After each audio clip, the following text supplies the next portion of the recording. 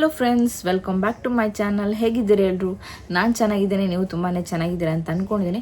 Friends, ಇವತ್ತಿನ video ಏನಪ್ಪ ಅಂತ ಹೇಳಿದ್ರೆ, ಫಸ್ಟ್ ಪ್ರೆಗ್ನೆಂಟ್ ಆದಾಗ ನಮಗೆ ಯಾವಾಗ ಮೊಮೆಂಟ್ಸ್ ಗೊತ್ತಾಗುತ್ತೆ, ಹೇಗಿರುತ್ತೆ ಮೊಮೆಂಟ್ಸ್, ಯಾವ ಮಂತಿಗೆ ಮೊಮೆಂಟ್ಸ್ ಸ್ಟಾರ್ಟ್ ಆಗುತ್ತೆ ಎಲ್ಲರಿಗೆ. ಅಂದರೆ ಸೆಕೆಂಡ್ ಪ್ರೆಗ್ನೆನ್ಸಿಯವ್ರಿಗೆ ಗೊತ್ತಿರುತ್ತೆ, ಬಟ್ ಫಸ್ಟ್ ಟೈಮ್ ಪ್ರೆಗ್ನೆಂಟ್ ಆಗೋರಿಗೆ ಮೊಮೆಂಟ್ ಅಷ್ಟೊಂದು ಗೊತ್ತಿರಲ್ಲ. ಸೊ ಇವತ್ತು ನಾನು ಆ ಟಾಪಿಕ್ ಬಗ್ಗೆ ವಿಡಿಯೋ ಮಾಡ್ತಿದ್ದೇನೆ. ಸೊ ಸ್ಟಾರ್ಟ್ ಮಾಡೋ ಇವತ್ತಿನ ಲಾಗ್. ಓಕೆ, ಇವಾಗ ಮೊದಲನೇದಾಗಿ ಮಗುವಿನ ಕಿಕ್ಸ್ ಯಾವಾಗ ಸ್ಟಾರ್ಟ್ ಆಗ್ತದೆ ಅಂತ ನಾನು ನಿಮಗೆ ತಿಳಿಸ್ಕೊಡ್ತೇನೆ. ಮಗುವಿನ ಮೂಮೆಂಟ್ಸ್ ಯಾವಾಗ ಶುರು ಆಗ್ತದೆ ಅಂತ ಹೇಳಿದರೆ, 5th ಮಂತ್ ಇಲ್ಲಾಂದರೆ 4th ಮಂತ್, ಇಲ್ಲಾಂದರೆ ಇನ್ನೊಬ್ಬರಿಗೆ 6th ಮಂತ್, ಹೀಗೆ ಎಲ್ರಿಗೂ ಒಂದೇ ಟೈಮಲ್ಲಿ ಸ್ಟಾರ್ಟ್ ಆಗಲ್ಲ, ಮೂಮೆಂಟ್ಸ್ ಗೊತ್ತಾಗಲ್ಲ. ಕೆಲವರಿಗೆ ಬೇಗನೆ ಮೂಮೆಂಟ್ಸ್ ಗೊತ್ತಾಗುತ್ತೆ, ಕೆಲವರಿಗೆ ಲೇಟಾಗಿ ಗೊತ್ತಾಗುತ್ತೆ. ನನ್ನ ಎಕ್ಸ್ಪೀರಿಯನ್ಸ್ ಪ್ರಕಾರ ನನಗೆ ಆಗಿದ್ದು 6 ಮಂತ್ ಸ್ಟಾರ್ಟ್ ಆಗುವಾಗ ನನಗೆ ಮೂಮೆಂಟ್ಸ್ ಕ್ಲಿಯರಾಗಿ ಗೊತ್ತಾಗಿದ್ದು. ಕೆಲವರಿಗೆ ಬೇಗ ಗೊತ್ತಾಗುತ್ತೆ. ಫಸ್ಟ್ ಪ್ರೆಗ್ನೆನ್ಸಿ ಇರ್ತಾರಲ್ಲ ಅವರಿಗೆ ಅಷ್ಟೊಂದು ಗೊತ್ತಾಗಲ್ಲ, ಯಾಕಂತಂದರೆ ಫಸ್ಟ್ ಪ್ರೆಗ್ನೆಂಟ್ ಆಗಿರ್ತಾರಲ್ಲ ಅಷ್ಟೊಂದು ಅವರಿಗೆ ಮಗುವಿನ ಮೂಮೆಂಟ್ಸ್ ಅಷ್ಟೊಂದು ಗೊತ್ತಾಗಲ್ಲ, ಎಕ್ಸ್ಪೀರಿಯನ್ಸ್ ಇರಲ್ಲ. ಸೊ ಯಾವುದು ಮೂಮೆಂಟ್ಸ್ ಏನು ಅಂತ ಅಷ್ಟೊಂದು ಗೊತ್ತಾಗಲ್ಲ. ಅದೇ ಸೆಕೆಂಡ್ ಪ್ರೆಗ್ನೆನ್ಸಿ ಆಗಿರ್ತಾರಲ್ಲ ಅವರಿಗೆ ಬೇಗನೆ ಸ್ಟಾರ್ಟ್ ಆಗ್ತದೆ. 4th ಮಂತ್ ಸ್ಟಾರ್ಟಿಂಗಲ್ಲಿ ಅವರಿಗೆ ಮೂಮೆಂಟ್ಸ್ ಎಲ್ಲ ಗೊತ್ತಾಗ್ಬಿಡ್ತದೆ, ಯಾಕಂದರೆ ಎಕ್ಸ್ಪೀರಿಯನ್ಸ್ ಮಾಡಿರ್ತಾರೆ ತುಂಬಾ. ಸೊ ಅವರಿಗೆ ಮಗುವಿನ ಮೂಮೆಂಟ್ಸ್ ಗೊತ್ತಾಗುತ್ತೆ. ಹೆದರ್ಕೊಳ್ಳುವಂಥದ್ದು ಏನೂ ಇಲ್ಲ. ಮಗುವಿನ ಮೂಮೆಂಟ್ಸ್ ನಾರ್ಮಲ್ ಆಗಿ 6 ಮಂತಲ್ಲಿ 5th ಮಂತಲ್ಲಿ ಸ್ಟಾರ್ಟ್ ಆಗುತ್ತೆ. ನಿಮಗೆ ಇನ್ನೂ ಕ್ಲಿಯರಾಗಿ ಗೊತ್ತಾಗಬೇಕಂತೇಳಿದ್ರು 7 ಮಂತಲ್ಲಿ ನೀವು ಬೇಡ ಹೇಳಿದ್ರು ಸಹ ಮೂಮೆಂಟ್ ಆಗ್ತಾನೆ ಇರ್ತದೆ. 7 ಮಂತಲ್ಲಿ ನಿಮಗೆ ತುಂಬ ಮೂಮೆಂಟ್ ಸ್ಟಾರ್ಟ್ ಆಗಿಬಿಡ್ತದೆ.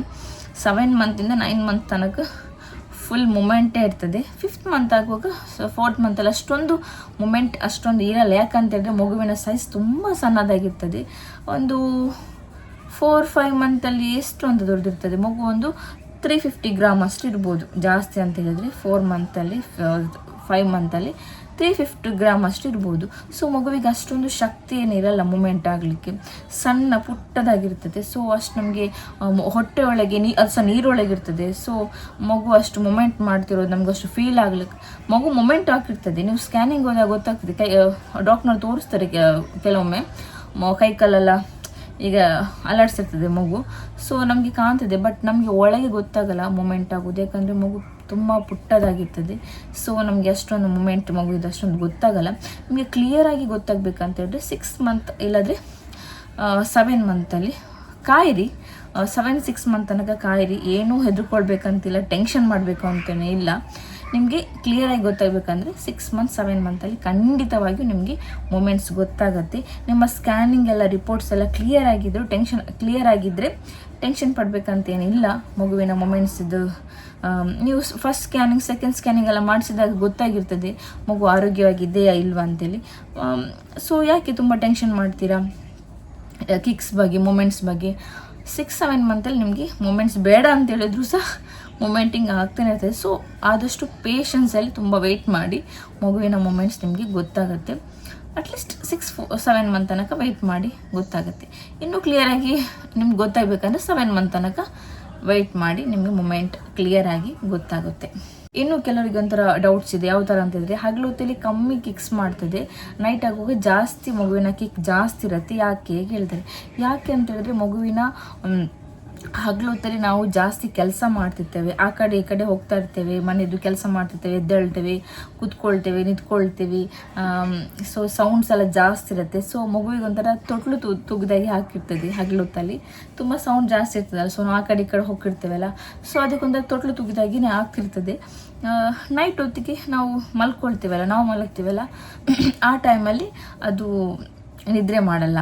ಹಗಲೊತ್ತಿಗೆ ಚೆನ್ನಾಗಿ ನಿದ್ರೆ ಮಾಡ್ತದೆ, ತೊಟ್ಲು ತುಗಿದಾಗಿ ಹಾಕಿರ್ತದೆ ಅಲ್ವಾ. ಸೊ ಹಗಲೊತ್ತಲ್ಲಿ ಚೆನ್ನಾಗಿ ನಿದ್ರೆ ಮಾಡ್ತದೆ ಮಗು. ನೈಟ್ ಆಗುವಾಗ ನಾವು ಮಲಗುವಾಗ ತುಂಬಾ ಕಿಕ್ಕಿಂಗ್ ಸ್ಟಾರ್ಟ್ ಮಾಡ್ತದೆ, ಯಾಕಂದರೆ ತುಂಬ ಸೈಲೆಂಟ್ ಇರ್ತದಲ್ವ ನಾವು ಮಲಗುವಾಗ ನೈಟ್. ಸೊ ಮಗುವಿನ ಕಿಕ್ಕಿಂಗ್ ನೈಟ್ ತುಂಬಾ ಜಾಸ್ತಿ ಇರ್ತದೆ. ಸೊ ಹೆದರ್ಕೊಳ್ಳುವಂಥದ್ದು ಏನೂ ಇಲ್ಲ. ಕೆಲವರಿಗೆ ಇದು ಸಹ ಅಂದರೆ ಹಗಲೊತ್ತಲ್ಲಿ ಕಿಕ್ಕಿಂಗ್ ಆಗ್ತದೆ ಮ್ಯಾಮ್, ನೈಟ್ ಆಗುವಾಗ ಜಾಸ್ತಿ ಕಿಕ್ ಮಾಡ್ತದೆ, ಹಗಲಲ್ಲಿ ಕಮ್ಮಿ ಮಾಡ್ತದೆ ಅಂತ ತುಂಬ ಟೆನ್ಷನ್ ಮಾಡ್ತಿದ್ದೆ. ಸೊ ಇದೆಲ್ಲ ಟೆನ್ಷನ್ ಮಾಡಬೇಕಂತೇನಿಲ್ಲ. ಆ ಥರ ನಿಮಗೆ ನೈಟ್ ತುಂಬ ಜಾಸ್ತಿ ಕಿಕ್ಕಿಂಗ್ಸ್ ಎಲ್ಲ ಆಗ್ತಾಯಿದ್ರೆ, ಮೊಮೆಂಟ್ ಜಾಸ್ತಿ ಆಗ್ತಿದ್ರೆ, ಅಂದರೆ ಕೆಲವು ನಿದ್ರೆ ಬರ್ತಿರಲ್ಲ ಜಾಸ್ತಿ, ತುಂಬ ಮಗು ಜಾಸ್ತಿ ಕಿಕ್ ಮಾಡ್ತಿರ್ತದೆ. ಸೊ ಆ ಥರ ನಿಮಗೆ ಜಾಸ್ತಿ ಇದಾಗ್ತಿದ್ರೆ ನೀವು ಬಿಸಿ ನೀರು ಮಾಡಿಕೊಂಡು ಅದನ್ನು ತಣ್ಣಗೆ ಮಾಡಿಕೊಂಡು ನೀರನ್ನು ಸ್ವಲ್ಪ ನೀರು ಕುಡಿದು ಮಲ್ಕೊಂಡ್ರೆ ಮಗು ಮಲ್ಕೊಂಡ್ಬಿಡತ್ತೆ. ಒಮ್ಮೆ ಟ್ರೈ ಮಾಡಿ ನೋಡಿ ಇದನ್ನು. ನಾನು ಮಾಡಿದ್ದೇನೆ, ಮಾಡ್ತಾ ಇದ್ದೇನೆ ಈಗಲೂ ಸಹ. ನನಗೆ ಅಷ್ಟೊಂದು ನಿದ್ರೆ ಬರಲಿಲ್ಲ ಅಂದರೆ ರಾತ್ರಿ ನೈಟ್ ಇದು ನಾನು ಯಾವಾಗಲೂ ಮಾಡ್ಲಿಕ್ಕೆ ಹೋಗಲ್ಲ. ತುಂಬ ಎಲ್ಲಾದರೂ ನಿದ್ರೆ ಮಾಡಿದಾಗ ತುಂಬ ಮೊಮೆಂಟ್ಸ್ ಆದರೆ ಸ್ವಲ್ಪ ನಾನು ತಣ್ಣಗಿರೋ ನೀರು ಕುಡಿದು ಮಲ್ಕೊಂಡ್ಬಿಡ್ತೇನೆ. ಸೊ ಮಗುನು ಮಲ್ಕೊಳ್ತದೆ. ಸೊ ನೀವು ಒಮ್ಮೆ ಟ್ರೈ ಮಾಡಿ ನೋಡಿ. ಮತ್ತು ಇನ್ನು ಕೆಲವರು ಮಗು ತುಂಬ ಅಂದರೆ ಹೊಟ್ಟೆ ಖಾಲಿ ಬಿಟ್ಟರೆ ಸಹ ನಮಗೆ ಮಗು ತುಂಬ ಮೊಮೆಂಟ್ಸ್ ಮಾಡ್ತದೆ. ಕೆಲವರು ಹಗಲೊತ್ತು ನೈಟ್ ಹೊತ್ತೆಲ್ಲ ಸರಿಯಾಗಿ ತಿನ್ನಲ್ಲ, ಹೊಟ್ಟೆ ಖಾಲಿ ಬಿಟ್ಟಿರ್ತಾರೆ. ಸೊ ಆವಾಗಲೂ ನಮಗೆ ಮೊಮೆಂಟಿಂಗ್ ಮಗು ಜಾಸ್ತಿ ಮಾಡುತ್ತೆ. ಮುಂಚೆ ಎಲ್ಲ ನಮ್ಮಮ್ಮನವರು ಹೇಳ್ತಾಯಿದ್ರು, ಈಗಲೂ ಹೇಳ್ತಾರೆ. ನಾನು ಅದೆಲ್ಲ ನಂಬಲ್ಲ, ಈಗಲೂ ನಂಬಲ್ಲ.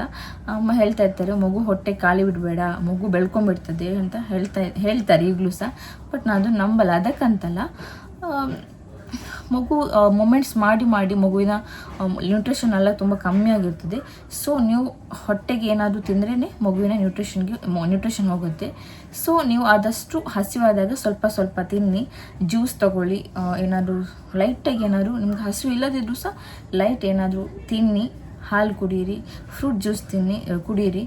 ಸೊ ಈ ಥರ ಮಾಡ್ತಾಯಿದ್ರೆ ಮಗುವಿನ ಸ್ವಲ್ಪ ನ್ಯೂಟ್ರಿಷನ್ ಎಲ್ಲ ಮಗು ಚೆನ್ನಾಗಿ ಬೆಳೀತದೆ.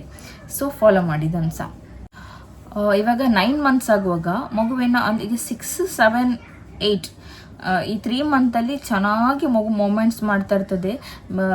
ತುಂಬ ಇಟ್ಕೊಂಡು ಓದಿತಾ ಇರ್ತದೆ, ಅಷ್ಟು ಮೂಮೆಂಟ್ ಮಾಡ್ತಿರ್ತದೆ. ಬಟ್ 9 ಮಂತ್ಸ್ ಆಗುವಾಗ, ಬಟ್ ಇವಾಗ ನಂಗೆ 9 ಮಂತ್ಸ್, ಸೊ ನನ್ನ ಎಕ್ಸ್ಪೀರಿಯನ್ಸ್ ಪ್ರಕಾರ ನಾನು ಹೇಳ್ತಿರೋದು, 9 ಮಂತ್ಸ್ ಆಗುವಾಗ ಮಗುವಿನ ಮೂಮೆಂಟ್ಸ್ ಸ್ವಲ್ಪ ಕಮ್ಮಿ ಆಗ್ತಾ ಬರ್ತದೆ. ಇವಾಗ ನಂಗೆ 9 ಮಂತ್ಸ್ ಅಲ್ವಾ, ನನ್ನ ಎಕ್ಸ್ಪೀರಿಯನ್ಸ್ ಪ್ರಕಾರ ಒಂಚೂರು ಸ್ವಲ್ಪ ಮುಂಚೆಗಿಂತ ಕಂಪೇರ್ ಮಾಡಿದರೆ ಇವಾಗ ಸ್ವಲ್ಪ ನನ್ನ ಮಗುವಿದು ಮೂಮೆಂಟ್ಸ್ ತುಂಬ ಕಮ್ಮಿ ಇದೆ. ಯಾವ ಥರ ಅಂತಿದ್ದೆ ಅಂತ ಹೇಳಿದ್ರೆ, ಸೊ ಬ್ರೆಸ್ಟ್ಗಿಂತ ಸ್ವಲ್ಪ ಕೆಳಗಡೆ, ಅಂದರೆ ಹೊಟ್ಟೆ ಸ್ವಲ್ಪ ತಲೆ ಈ ಥರ, ಕಾಲು ನಮ್ಮದು ಬ್ರೆಸ್ಟ್ ಕೆಳಗೆ ಸ್ವಲ್ಪ ಮೊಮೆಂಟ್ಸ್ ಆಗ್ತಿರ್ತದೆ.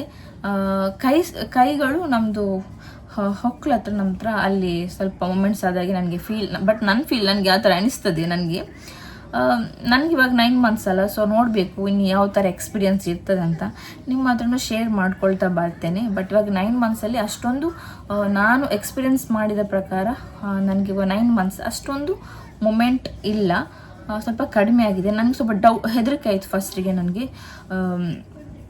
ಯಾಕೆ ಈ ಥರ ಆಗ್ತಿದೆ ಅಂತೇಳಿ. ಬಟ್ ನಾನು ಡಾಕ್ಟರ್ ಹತ್ರ ಮೀಟ್ ಮಾಡಿ ಹೇಳಿದೆ, ಈ ಥರ ನನಗೆ ಮೊಮೆಂಟ್ ಸ್ವಲ್ಪ ಕಮ್ಮಿ ಆಗಿದೆ ಅಂತ ಹೇಳಿದ್ದೆ. ಆವಾಗ ಡಾಕ್ಟ್ರು ಹೇಳಿದರು 9 ಮಂತ್ಸ್ ಆಗೋ ಆಲ್ಮೋಸ್ಟ್ ಮೊಮೆಂಟ್ಸ್ ಕಮ್ಮಿ ಆಗ್ತಾ ಬರ್ತದೆ, ಯಾಕಂದರೆ ಮಗು ಕೆಳಗಡೆ ಬರ್ತಾ ಇರ್ತದೆ. ಸೊ ಮಗು ಮೊಮೆಂಟ್ಸ್ ಕಮ್ಮಿ ಮಾಡ್ತಾ ಇರ್ತದೆ ಅಂತ ಹೇಳಿದರು. ಸೊ ಹೆದರ್ಕೊಳ್ಬೇಕಂತ ಏನಿಲ್ಲ, ಮಗುವಿನ ಮೊಮೆಂಟ್ಸ್ 9 ಮಂತ್ಸ್ ಆಗೋ ಆಲ್ಮೋಸ್ಟ್ ಕಾಮನ್ ಆಗಿ ಕಡಿಮೆ ಆಗುತ್ತೆ. ಬಟ್ 6, 7 ಮಂತ್ 8 ಆಗುವಾಗ ನೀವು ಚೆನ್ನಾಗಿ ಎಕ್ಸ್ಪೀರಿಯೆನ್ಸ್ ಮಾಡ್ತೀರಾ ಹಗಲು ರಾತ್ರಿ ಮೊಮೆಂಟ್ಸ್ ಮಗುವಿನ. ಸೊ ಇವತ್ತಿನ ವ್ಲಾಗ್ ನಿಮಗೆ ಇಷ್ಟ ಆಗಿದೆ ಅಂತ ಅಂದ್ಕೊಂಡಿದ್ದೀನಿ. ಯಾರೆಲ್ಲ ಪ್ರೆಗ್ನೆನ್ಸಿ ಟ್ರೈ ಮಾಡ್ತಾರೆ, ತುಂಬ ಜನ ಕಮೆಂಟ್ ಮಾಡ್ತಾ ಇದ್ದಾರೆ, ಅಕ್ಕ ನಾನು ಪ್ರೆಗ್ನೆಂಟ್ ಆಗಿದೆ, ಕನ್ಫರ್ಮ್ ಆಗ್ತಾ ಇಲ್ಲ ಅಂತೇಳಿ. ಸೊ ನನಗೂ ತುಂಬ ಬೇಜಾರಾಗ್ತಿದೆ. ನಾನು ದೇವ್ರ ಹತ್ರ ಪ್ರೇ ಮಾಡ್ತೀನಿ, ಯಾರೆಲ್ಲ ಪ್ರೆಗ್ನೆನ್ಸಿ ಟ್ರೈ ಮಾಡ್ತಿದ್ದೀರಾ ಅವರಿಗೆಲ್ಲ ಒಳ್ಳೆ ಒಂದು ಗುಡ್ ನ್ಯೂಸ್ ಕೊಡಲಿ, ದೇವ್ರು ನಿಮಗೆ ಆದಷ್ಟು ಒಂದು ಮುದ್ದಾದ ಮಗುವನ್ನು ಕೊಡಲಿ ಅಂತ ನಾನು ದೇವ್ರ ಹತ್ರ ನಾನು ಸಹ ಪ್ರೇ ಮಾಡ್ಕೊಳ್ತೀನಿ. ಸೊ ಇವತ್ತಿನ ವ್ಲಾಗ್ ನಿಮಗೆ ಇಷ್ಟ ಆಗಿದರೆ ಪ್ಲೀಸ್ ಲೈಕ್ ಮಾಡಿ ಹಾಗೂ ಶೇರ್ ಮಾಡಿ, ಸಬ್ಸ್ಕ್ರೈಬ್ ಮಾಡಿ. ಇವಾಗ ಆಲ್ಮೋಸ್ಟ್ ನನಗೆ ಸಬ್ಸ್ಕ್ರೈಬ್ ಮಾಡ್ತಿದ್ದೀರಾ ನೀವು, ತುಂಬಾ ಖುಷಿ ಆಗ್ತಿದೆ. ನೀವು ಸಬ್ಸ್ಕ್ರೈಬ್ ಮಾಡ್ತಾಯಿದ್ರೆ ನನಗೆ ಲೈಕ್ ಮಾಡ್ತಿದ್ರೆ, ಕಮೆಂಟ್ ಕೊಡ್ತಾಯಿದ್ರೆ ನನಗೆ ಇನ್ನೂ ಜಾಸ್ತಿ ವಿಡಿಯೋ ಮಾಡುವಂಥ ಒಂಥರ ಮೋಟಿವೇಟ್ ಸಿಕ್ಕಿದಾಗೆ ಆಗ್ತಿದೆ. ಸೊ ಪ್ಲೀಸ್ ಎಲ್ಲರೂ ಲೈಕ್ ಮಾಡಿ, ಕಮೆಂಟ್ ಮಾಡಿ. ನಿಮಗೆ ಯಾವ ಥರ ಡೌಟ್ ಇದ್ದರೆ ನನ್ನ ಹತ್ರ ಕಮೆಂಟ್ ಮಾಡಿ ಕೇಳಿ. ತುಂಬ ಜನ ಕಮೆಂಟ್ ಮಾಡ್ತಾ ಇದ್ದಾರೆ, ನಾನು ಅದಕ್ಕೆ ಉತ್ತರ ಎಲ್ರಿಗೂ ಸಹ ನಾನು ರಿಪ್ಲೈ ಮಾಡ್ತಾ ಇದ್ದೇನೆ. ಸೊ ಯಾರಿಗಾರು ಡೌಟ್ ಇದ್ದರೆ ನನಗೆ ಕಮೆಂಟ್ ಮಾಡ್ಬೋದು, ನಾನು ಅದಕ್ಕೆ ಉತ್ತರ ಕೊಡ್ತೇನೆ. ಸೊ ಇವತ್ತಿನ ವ್ಲಾಗ್ ನಾನು ಮುಗಿಸ್ತಾ ಇದ್ದೇನೆ. ಇವತ್ತಿನ ವ್ಲಾಗ್ ಇಷ್ಟ ಆಗಿದ್ದರೆ ಪ್ಲೀಸ್ ಲೈಕ್ ಮಾಡಿ, ಶೇರ್ ಮಾಡಿ, ಕಮೆಂಟ್ ಮಾಡಿ ಹಾಗೂ ಸಬ್ಸ್ಕ್ರೈಬ್ ಮಾಡಿ. ಬಾಯ್.